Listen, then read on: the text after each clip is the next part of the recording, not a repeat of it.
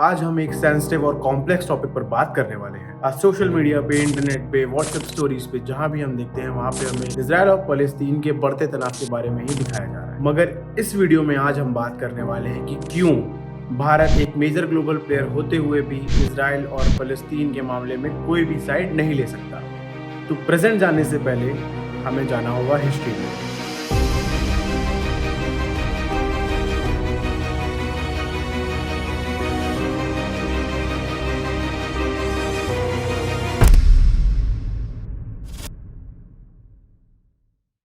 भारत का इजराइल और फलस्तीन दोनों के साथ से ही रिश्ता बहुत ज़्यादा पुराना है, जहाँ पे एक तरफ भारत और फलस्तीन का ये रिश्ता 1938 में ब्रिटिश कोलोनियलिज्म के खिलाफ अपने फ्रीडम स्ट्रगल के दौरान शुरू हुआ और आज तक मजबूती से टिका हुआ है। यहाँ तक कि इसके बारे में आप महात्मा गांधी जी के 1938 में पब्लिश द ज्यूस आर्टिकल में भी पढ़ सकते हो कि कैसे उन्होंने फलस्तीन का साथ दिया। और इतना ही नहीं, भारत ने हमेशा मल्टीलेटरल फोरम्स पर फलस्तीनियन कॉजेस के सपोर्ट के लिए प्रोएक्टिव रोल प्ले किया है।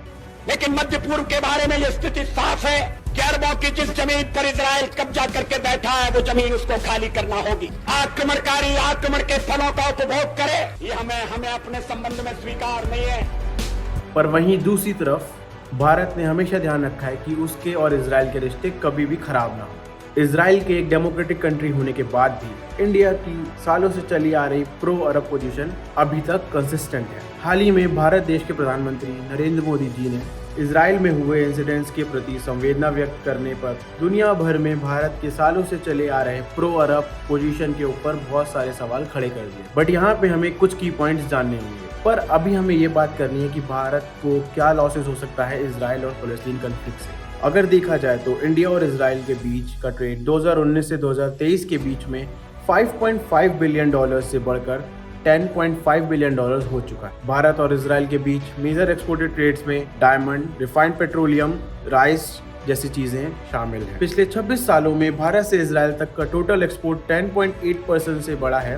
1995 में 234 मिलियन डॉलर से लेकर 2021 में 3.39 बिलियन डॉलर्स तक का ये ट्रेड भारत को इकोनॉमिकली मजबूत करता आया है और कर रहा है। और वहीं दूसरी तरफ इजराइल से भारत तक के बीच मेजर एक्सपोर्टेड ट्रेड्स में डायमंड, ब्रॉडकास्टिंग एक्सेसरीज और नेविगेशन इक्विपमेंट शामिल है। पिछले 26 सालों में इजराइल से भारत तक के बीच का ट्रेड इंपोर्ट रेट 9.12% से बढ़ा है।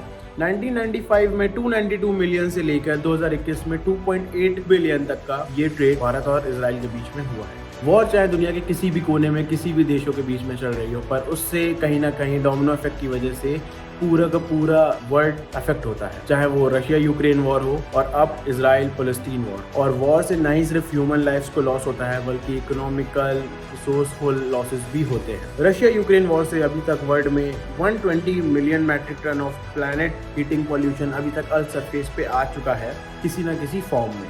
चाहे वो आर्टिलरी एक्सप्लोजन हो, चाहे बॉम्ब एक्सप्लोजन हो, चाहे वो व्हीकल्स हो, चाहे टैंक्स हो, जो भी तरीका हो, कार्बन फुटप्रिंट वॉर से हमेशा अर्थ को हार्म ही करा है।